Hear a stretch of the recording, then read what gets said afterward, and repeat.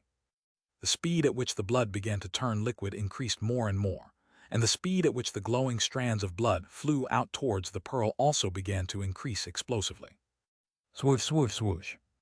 As the rain poured down relentlessly, and the loud claps of thunder announced the imminent arrival of the bright lightning, Shangyuan Bingzu silently marveled as she watched the spectacle unfolding before her with a position that was practically unparalleled. The bright red blood of the second-order giant ape shone so brightly that it reached the point of looking like beautiful gems instead of horrifying blood. The strands of blood looked like beautiful strings of pearls that one after another disappeared into the liquid storage jewel in Bai Zemin's hands. Everything within several meters around with Bai Zemin, as the center took on a faint crimson glow. In the midst of the dark forest, such a glow was too bright to be ignored, and in the midst of such darkness, Shangyuan Bingzu could not help but feel a bit of warmth coming from that light capable of frightening any living being due to the horrifying aura it exuded. Approximately 2 minutes later, the huge globe of blood had completely disappeared, like an optical illusion that had never really existed in the first place. If one looked carefully at the ground, the only thing one would be able to find would be the mark of where the blood sphere had been in the past. Bai Zemin looked at the pearl in his hand and noticed that the glow had turned more crimson after absorbing the blood. So that beast had 60 liters of blood inside its body. Bai Zemin sighed as he confirmed the amount of liquid the liquid storage jewel contained inside. Truly a beast. It probably had more blood in it, Shangyuan Bingzu remembered. It's just that your previous attack practically tore it apart. Bai Zemin recalled her previous request, though he suddenly stopped just as was about to say something. Shangyuan Bingzu looked at him silently and raised both eyebrows as an amused glint flashed in her sky-colored eyes. Bingzu. Bai Zemin corrected himself and then continued with complete calm. Can you make an ice chariot or something to carry the body of this giant ape and the skeletons of the white tiger? The body of the mutated second-order spider had been completely destroyed after being hit full-on by the blood trident. The only thing left behind was the skeleton of the white tiger and the considerably damaged body of the giant ape. Such remains were too valuable to be left behind. Bai Zemin would not let even the bones go. Okay, Shangyuan Bingzu nodded and pushed both hands forward. With her skill now evolved to the second order, it was an incredibly simple task for her to make a large ice chariot sturdy enough to support several tons of weight. After she finished her work, Bai Zemin moved the giant ape's body onto the chariot. Then, Shangyuan Bingzu sealed the beast's corpse inside a huge ice chamber over 15 meters in diameter on top of the chariot to prevent other beasts from touching it. Let's continue what we were doing. Bai Zemin and Shangyuan Bingzu separated and began a search for the treasures that the mutated second-order spider had dropped, but had been sent flying who knows where due to the huge explosion caused by Crimson Blood Judgment. /////. Meanwhile, about 2 kilometers from the forest and 5 kilometers away from the base, located in the north of the subdistrict. Bang, bang, bang, bang, bang, bang, bang. The sound of gunfire became more and more intense with each passing second. The roars and yells intermingled with the cries and growls provoked by humans and beasts as they clashed fiercely with each other. Of the army of over 5,000 mutated beasts that had come out of the forest, after being frightened by Bai Zemin's attack and the battle between second-order existences that possessed the power to crush them all, over 2,000 beasts had fallen to never get up again. Small puddles of blood spread relentlessly, joining with other small puddles of blood and slowly forming pools of blood. Those pools of blood also joined other pools of blood and slowly formed what seemed to be a great red river with iron smell that grew rapidly due to the fierce storm that kept falling from the black clouds high in the sky. The corpses of the slaughtered beasts piled up on each other, forming tall mountains, up to more than 30 meters high, across the abandoned city on the outskirts of the base. While some corpses were small and tiny, there were also others that were monstrously gigantic. Such beasts possessed vast quantities of thick blood within them, which only served to further feed the ferocious river that roared back and forth amidst the now collapsed houses. Under the seemingly endless burst of fire, most of the mutated beasts could only fall helplessly after being hit again and again, or after receiving a powerful bullet hit in the middle of the head. However, even though more than 2,000 beasts had been slaughtered, the humans did not take their lives for free, and with smiles on their faces either. A burly man held a Type 79 machine gun with a fierce expression on his face. As he fired uncontrollably with bloodshot eyes and claimed the life of a wild cat that was the size of a tiger before the apocalypse, two level 9 soul evolvers stood several meters ahead, preventing the monsters from sneaking in and reaching the back. This was the formation that Lu Yan had moved the troops, armed men in the back and soul evolvers in the front. Each soul evolver below level 15 had the only mission to prevent the mutated beasts from reaching the rear. Otherwise, if a single beast slipped in there, only disaster would descend. While the gunmen were from a certain point of view the greatest power the base had to deal with large crowds of weak enemies, they were also the most fragile since they themselves were just normal humans who had not even reached level 1, or who had barely reached such pitifully low levels that in such a battle they would serve as nothing more than fodder if they did not get a firearm. If a fast beast reached that area, then the base's defensive troop would begin to face annihilation. A soul evolver using a sharp bone belonging to a mutated beast as her weapon fiercely slashed and decapitated a huge squirrel that stood a meter tall, absorbing the creature's soul power immediately. Just as she was about to continue her massacre after reaching level 10, she saw a black shadow flicker next to her out of the corner of her eye. At first, she didn't pay too much attention to it, however. A moment later she noticed how the world around her was spinning, and the next moment she saw her decapitated body still standing before the lights went out for her. A panther. Watch out. A group of 15 armed men noticed the death of the soul evolver, and soon after the second soul evolver was also decapitated by a panther-like animal. It was only because the creature stopped for a moment to kill the two soul evolvers that the soldiers standing more than 50 meters back managed to spot its silhouette. The burly man who was killing mercilessly raised his Type 79 machine gun and was about to shout fire, when the same thing that happened to the two previous soul evolvers happened to him. Seeing the burly man's head flying through the air and steaming blood flying everywhere, a woman holding an assault rifle 10 meters away panicked and turned to flee. However, a shadow flashed at lightning speed and the woman felt a sharp pain from her waist. Before the woman even managed to scream, her lower and upper body separated, and after she fell to the ground and realized what was happening, the woman finally let out a piercing scream as she writhed in pain. A moment later, the huge bloody mouth of a tiger over 2 meters tall was reflected in the woman's eyes. Before she could think much or say anything, her head was crushed in a bloody mess by the beast's jaws. The beast was actually a vicious first-order shadow tiger. Bai Zemin had faced this type of creature in the past, though he knew firsthand how terrifying the speed of these felines was. Worse yet, in the middle of the night, if not for the flares that lit up the skies, this kind of monster whose fur was as black as a wolf's mouth would definitely become mankind's worst nightmare with its terrifying agility. Lu Yan suddenly felt that something was wrong, and when he looked behind him after slicing the monster he was fighting in two, he finally realized that a first-order monster had sneaked in.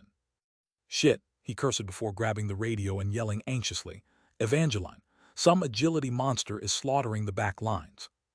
Among the soul evolvers present, probably only Evangeline had the ability to defeat the shadow tiger without suffering losses. Even Lu Yan's right-hand man, Yan Tu, would have some drawbacks, as while he was incredibly strong, his slow movement speed was his greatest weakness. Therefore, Lu Yan's only hope was for Evangeline to move. Although he did not have the authority to give her orders in normal situations, under the condition that the officer in charge granted him sufficient power, Lu Yan could order anyone regardless of their strength. The highest-ranking officer present was Kang Lan, but she had given full control to Lu Yan because of her inexperience in directing such operations.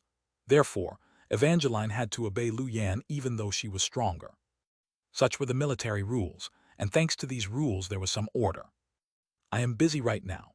Yan Tu and I are fighting 6 first-order beasts. We don't have the time, nor are we in a position to look somewhere else." Evangeline's cold but slightly exhausted voice came from the other end of the intercom, before the communication cut off. 6 first-order beasts. Lu Yan's face lost all color as he muttered such words, and for a moment he stood there distractedly. Although he was far from reaching such a level, he did know how terrifying those beings were.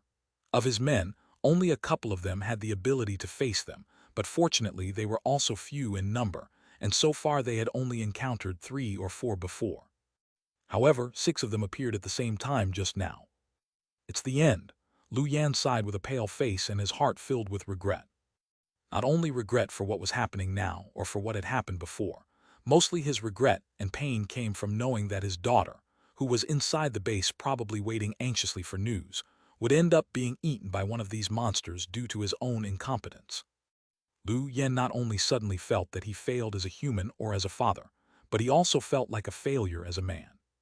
In the end, unconsciously he could not help but think of that young man, whom he had not met for a long period of time, but had seen accomplish great things in a few days.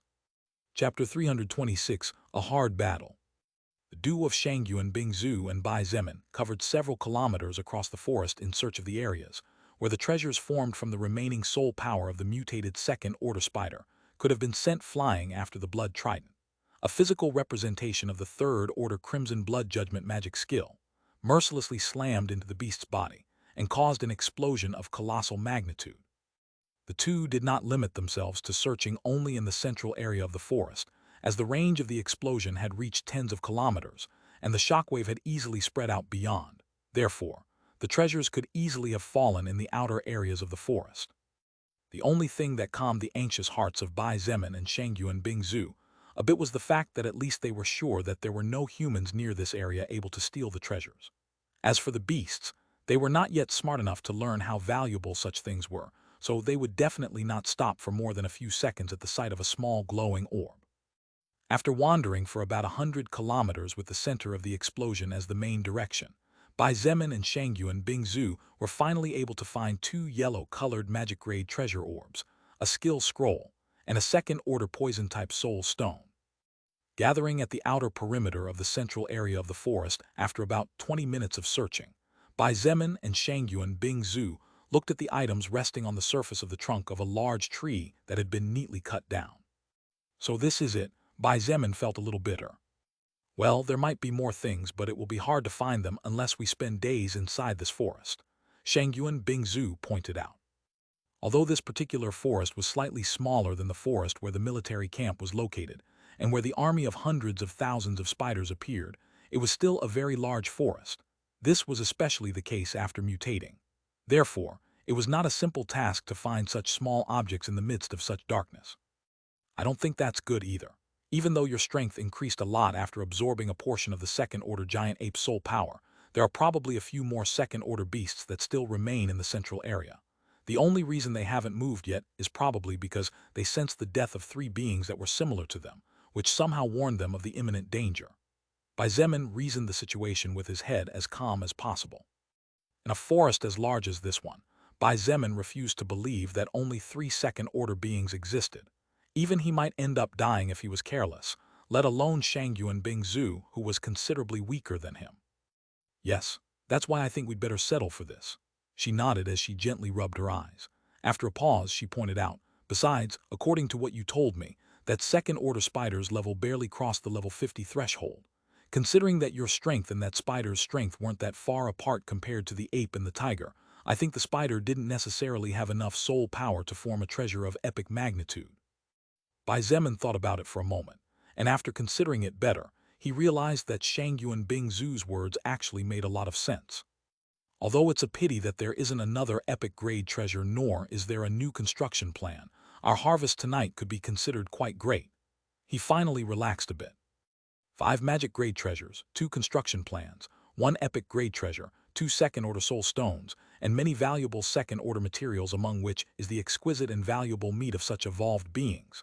Shang Yuan Bingzu muttered under her breath before she giggled softly and said, I also gained a friend as well. Tonight could be considered fruitful no matter how you look at it. Of course, that's if you leave aside the fact that you almost killed us both. Cough, cough. At first, Shang Yuan Bingzu's statement was extremely logical, and Bai Zemin found himself nodding automatically. However, when he heard the end of her sentence, his face turned green and he couldn't help but cough a couple of times awkwardly.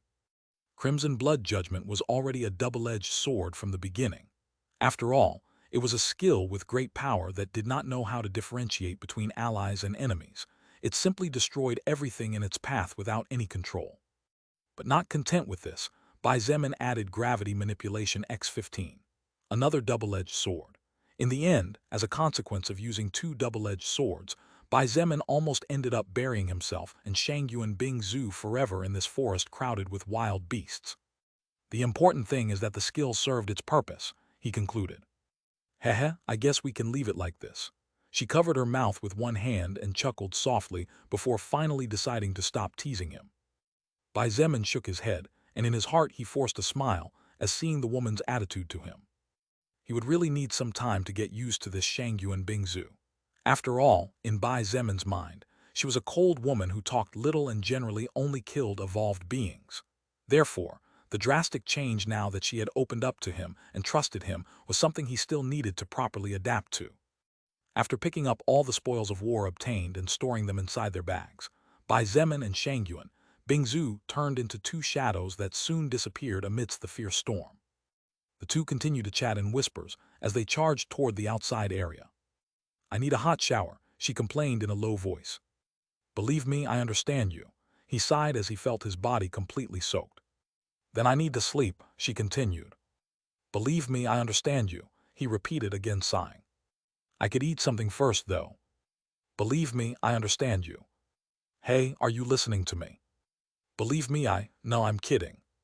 The 2 chatted calmly with each other, occasionally joking lightly to lighten the still somewhat heavy mood a bit. After all, they had just experienced a great deal of danger in just an hour or 2. Especially Shang Yuan Bingzu, who was not only almost blown to pieces by Bai Zemin's Crimson Blood Judgment, but also had a duel to the death against the giant second-order ape. However, a few minutes later, and just as they reached the outer perimeter of the inner zone, the sound of gunshots and roars made the expression of both of them change at the same time. Neither of them said anything, and as if they thought alike, their bodies moved forward at a much higher speed than before, disappearing like ghosts in the middle of the night. Backslash, backslash, backslash. Boom! Yan Tu swung ferociously with his bone mace whose size had been tripled thanks to his gigantic skill, forcing a huge 5-meter bear to retreat several steps. However, he had no time to rest as he immediately felt every hair on his body shiver at the approaching danger. Hastily, he turned his body and slammed his mace again to stop a huge tail, flying towards him like a flexible whip. Bang! The first-order mutated snake hissed in pain as it hastily backed away. Several scales on its body were broken, and the cracked skin allowed blood to slide down endlessly. Although the snake had been injured, and slowly the wounds on its body increased with each collision, Yan Tu's hands were also numb and stained with his own blood, because although his strength was high, and the toughness of his body supernatural, after so many collisions against such powerful animals, even he was finally starting to falter, barely enduring thanks to his advanced level and combat experience. Immediately after that, an approximately 2-meter tall monkey whose tail seemed to have several thorns along its length jumped up and slashed with its claws over 30 centimeters long towards Yan Tu's back. If this strike connected, then it wouldn't be an exaggeration to say that Yan Tu's body could be cut into 2 pieces. Watch out! Kang Lan exclaimed from a distance as she struggled to hold back a first-order mutated flower that was attacking from afar with tentacle-like vines. No matter how many poisonous spells Kang Lan cast, the dead vines grew back seemingly relentlessly. Yan Tu gritted his teeth, and used all his combat experience to lean his body to the side as he took a step forward with no more time to dodge. Swoosh! The monkey's claw cut a large chunk of flesh, and Yan Tu was sent flying 5 meters forward, falling heavily, and then rolling over a huge pool of blood belonging to the mutated beasts he had killed. He grimaced in pain, and his sweat-filled face was mercilessly whipped by the endless raindrops. With no other choice, he scrambled to his feet, and with a quick glance saw how his leather armor had been ripped just below the ribs. As his armor barely had 110 defense points, it failed to resist the claws enhanced by the monkey's skill, and he finally ended up wounded. However, he was relieved that he managed to react in time, or he would be history at this moment. Flash! A sphere of white light flashed in the middle of the night, flying towards Yan Tu at lightning speed. Before Yan Tu could even react, that white light hit him. However, instead of hurting him, the white light entered his body, and he soon felt his wounds begin to heal at a far faster speed than before. This ball of white light had been released by Kang Lan, who was fighting several tens of meters away. She had activated lesser healing at the first instance to support Yan Tu, as she was well aware that if he fell then, those 3 first-order beasts would unleash a one-sided massacre, which would lead to the human side losing this battle. Swoosh, swoosh, swoosh. Although it was only a brief instant, a second or two at most from the moment of the skill's activation and release, Kang Lan had to look away from her enemy. The mutant plant naturally gave her no rest, nor did it care if its enemy was attentive, so it immediately waved 3 vines forward and cut off the raging wind. One vine was aimed at Kang Lan's head, another at her chest, and the other at her abdomen. Kang Lan knew immediately that she would not have time to evade this attack with her current condition. Therefore, she hurriedly activated her strongest movement and escape skill to save her life at the last second. The lightning crackled, and the vines struck the air before retracting once again. 10 meters distant, Kang Lan gasped as her hair stuck to her face. Her glasses had long ago been lost in the midst of the battle, and her vision was slightly blurred, which if not for her constant evolution would have been countless times worse. On her body, blue lightning flashed one after another, which was a clear indication that she had just activated lightning movement. The problem was that she was not Bai Zemin or Shangyuan Bingzu. Her mana barely amounted to just over 150 points at this moment, and the activation of lightning movement had directly consumed 40 points. The situation was not looking good at all for the base fighters.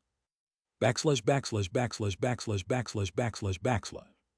Thanks a lot to all those who used their golden tickets to vote for BW. Chapter 327, Evangeline gets wounded in combat. Taking advantage of the huge boost in movement speed after gaining 70 agility points, thanks to the power of the second-order lightning movement skill, Kang Lan backed up a few more meters as she quickly looked at the other battlefield. This battlefield was also dangerous enough for all the soul evolvers to stay at a distance. Only a few unintelligent wild beasts occasionally charged into that area, but they didn't even know what was happening before their bodies were torn apart. The stronger ones were cut down and then killed, while the weaker ones simply burst into a bloody mess when they came into contact with the backlash of the attacks. An exclusive battlefield within the battlefield, just like the situation faced by Yan Tu, and to some extent Kang Lan herself. This battlefield was the area where Evangeline was fighting against 3 other first-order beasts. Unlike Yan Tu, who was facing beasts that were stronger than fast, Evangeline's enemies were completely opposite as the power of these beasts radiated mainly in ghostly agility. The flashes of sharp claws could be clearly seen whenever lightning flashed high in the sky, and the sharp glints of a deadly dagger could be seen whenever the blade of the weapon reflected the lights of the artificial flares. Evangeline had no time to hold back at all as she faced 3 beings within her own power spectrum. Although she was incredibly powerful, her strength lay mainly in her killing ability and surprise attacks. Therefore, in direct combat, she could not bring out 100% of her real ability. Of course, this in no way meant that she was weak in direct confrontations. Otherwise, she would not have been able to endure almost a full minute against a monster on Bai Zemin's level. It was just that it was simply not her style. A panther whose fur was completely violet with sharp claws that glowed with a faint blue light, and whose eyes were as violet as fluorescent lights, evaded one of Evangeline's dagger slashes by leaping back slightly. Swoosh! Not even in the time of a blink later, the panther slashed forward with the intention of decapitating her. The air itself was cut in 2, and even though the attack had not yet reached her, The pressure alone made Evangeline's face hurt, while several blood marks threatened to appear at any moment. As if that wasn't enough, the panther wasn't the only beast that made an attack right after evading one. A 3-meter-tall, 6-meter-long tiger whose fur was completely red, and whose eyes were as blue as the blue sky also launched a ferocious counterattack. The beast was enraged as several bloody wounds stained the ground wherever it passed, and opened its jaws wide towards Evangeline's leg, revealing 2 rows of teeth that instead of white were red with intense flames dancing on the surface. In just an instant, from going from being the attacker, Evangeline found herself in a life-or-death situation where even defense was not too viable an option. However, her expression remained as cold as ice, and her emerald eyes glittered with a dangerous flash of sharp, lethal light. Her body seemed to be made of rubber instead of flesh and bone, as her waist twisted at an impossible angle while tilting her head back. Swoosh! The purple panther's powered claw passed inches from her neck, cutting off a few strands of her lustrous blonde hair in the process. However, Evangeline had no time to worry about such things as she could already feel the searing heat coming from the teeth, getting dangerously close to her leg. In this world, losing a leg would limit a person to the point where surviving another day would be a feat worth mentioning, and one that not just anyone could accomplish. Not to mention losing a leg in the middle of a deadly battle where the enemies were overwhelmingly outnumbered, and as if that wasn't enough, their overall strength was infinitely close to yours. However, Evangeline was not a normal first-order soul evolver. If it were anyone else, they might have had trouble completely dodging the pincer-like attacks of the purple panther and the fire-toothed tiger. However, Evangeline had already found herself in this kind of deadly situation many times in the past and many times during her fight against monsters. Taking advantage of the momentum and the weight of her leaning body, Evangeline turned her left foot slightly, and as it kicked upwards, she used the momentum to jump a couple of meters as her body whirled like a spinning topspin amidst the flashing flashes of lightning. Bang! The tiger's big mouth missed its target by 1,000th of a second, and because the beast was charging with all its might, it didn't have time to stop. The ground on which Evangeline was standing less than a second ago exploded, and cracks of varying magnitude spread more than 10 meters in length and breadth from the point of impact. But that was not all. Evangeline was not the type of person who liked to be attacked without at least trying to strike back. Her eyes narrowed dangerously, and while still in midair, she made perfect use of one of her passive skills, called Increased Perception of First Order Level 3. With her head pointed towards the ground and her feet towards the black clouds, the world before Evangeline seemed to have slowed down considerably, and for a moment she managed to appreciate the face of the fire-toothed tiger slowly emerging from the cloud of dust and debris. Of course, the world had not slowed down. It was just that Evangeline's senses were boosted at least twice as much as usual after she focused completely on her passive skill, which led to her feeling such an effect. This skill was very dangerous since if one got the wrong idea thinking that everything had slowed down, then that person would end up meeting a disastrous death since the speed was the same. The only thing that changed was the user's perception of what their eyes saw and their body felt. Fortunately, this skill fell into the hands of Evangeline, who already had experience in death combats even before the apocalypse. Thanks to her years as an assassin and the training she had received since she was just a child, she was able to take advantage of every opportunity that came her way. As everything seemed to move slower, and the details of her surroundings became clearer, Evangeline's emerald green eyes met the red eyes of the fire-toothed tiger. She moved her hand at lightning speed, and after a flash of cold light, everything seemed to return to normal. Evangeline landed on the ground and hurriedly slid to the side to make some distance between her and the purple panther. Roar! A thunderous roar shook the earth as the fire-toothed tiger raised its head, and then began to dash wildly out of control as it slammed its body into other beasts. Red blood spurted uncontrollably from one of the sockets where its eyes used to be, staining the entire left side of its face and dripping uncontrollably to the sodden ground. After killing a dozen other beasts that crossed its path, the tiger finally stopped and roared a second time as it used its one eye to glare at Evangeline in blinding anger.